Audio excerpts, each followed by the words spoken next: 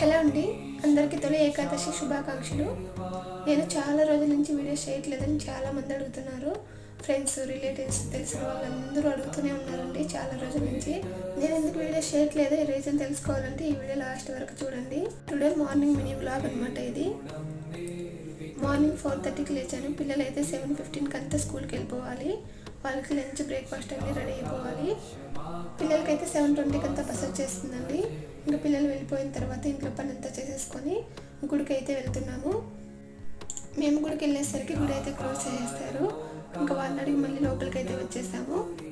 ఇంకా గుడి నుంచి వచ్చేసిన తర్వాత బయట అయితే చల్లగా ఉందని ఫ్రెండ్స్ అందరూ కలిసి బయట కూర్చున్నాము.